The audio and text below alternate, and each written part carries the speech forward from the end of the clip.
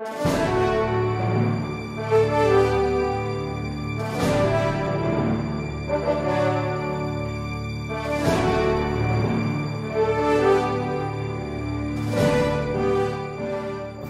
have 2 minutes. Yes. Just one big round figure, total number of cases. Are you referring to high-profile cases? Everything, the works. Mga ilan po? We are still preparing the statistics for the June, for the State of the Nation address of the President. Pero marami po, marami. Definitely, I inherited a lot. Okay. Thousands, tens of thousands. I'm happy with that answer.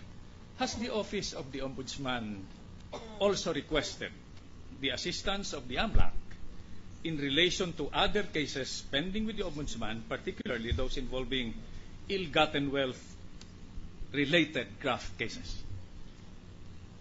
Well, as far as the case against the Chief Justice is concerned, if I recall it correctly, that is the first that has come through me during my incumbency.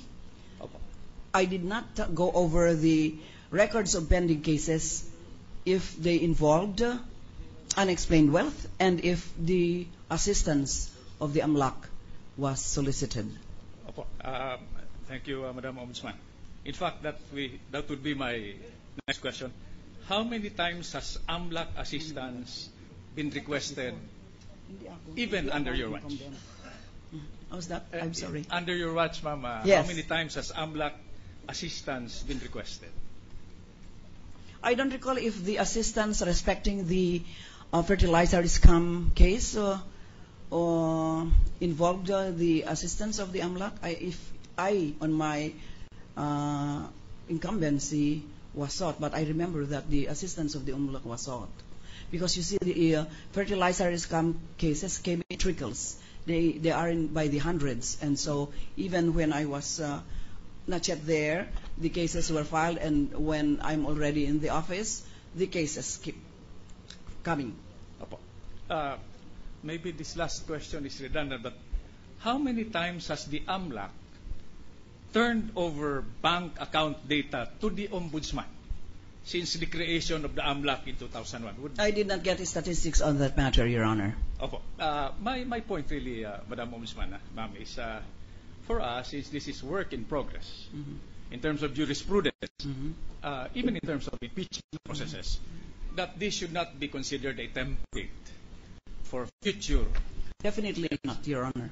It is only when there are leads, there are strong leads, and after an initial evaluation, we determine that further help can be sourced from other agencies in order for us to determine whether we would go ahead with the conduct of a further investigation, that we would seek the help of the AMLAC. Because I know that the AMLAC is usually stingy in giving records of transactions, financial transactions. Ma'am, thank you so much for your patience. Thank you, too. Thank you, Mr. President.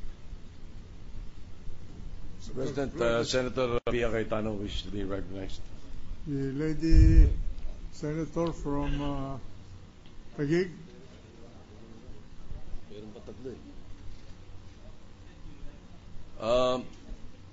May we change it to Senator Lacson, Mr. President? We have 3 more reservations: Senator Pia Cayetano, Escudero, Estrada.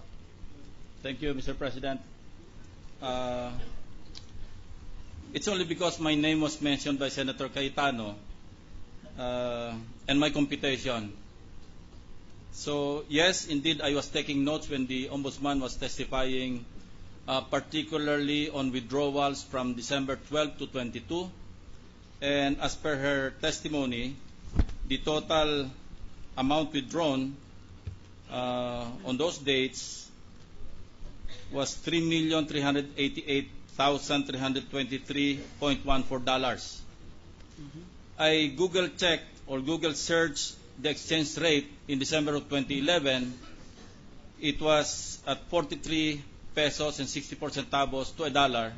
So at any given time, this was the question of Senator Cayetano, at a given time, particularly or specifically as of December 22 of 2011, the Chief Justice had a total amount of 147,866,400 pesos. Floating around. More or less, give or take, Mr. President. So around 147,866,400 pesos in all in dollar accounts. We're not talking of peso accounts here, Mr. President. So where he put that money, I do not know. The Ombudsman doesn't know. Only he knows. That's all, Mr. President. Thank you. Next. Senator Pia Cayetano now, Mr. President.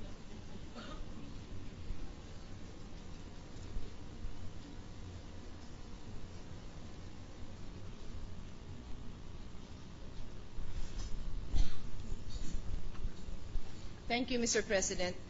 I think I only have 2 points to raise. My first point I address to the body. I think I would like to perhaps discuss this in caucus. I'd like to raise the point as to how we treat the evidence presented by Her Honor the Ombudsman, and in connection with the PowerPoint presentation, given that the Ombudsman herself has cited Section 21 of the Ombudsman Law, Section 22 of the Ombudsman Law, which states her power to investigate for the purpose of filing a verified complaint for impeachment if warranted. So given the huge values involved in the presentation, I think we need to discuss how this will be treated, because if in fact it is the investigation was done in connection with a future verified complaint, then how are we as senator judges supposed to appreciate that in this impeachment court? I will not offer a suggestion for now, but I would like the majority floor leader to note that perhaps we should, well, I would like this to be discussed in caucus.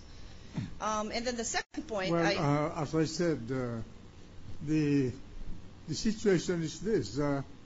The Ombudsman did not come here voluntarily to testify.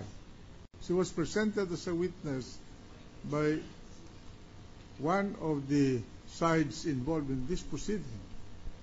And if I remember correctly, my rules of procedure and rules of evidence and the principles of trial, he who produces a witness must be bound by the testimony of the witness, whether favorable or adverse to him. So that's the situation.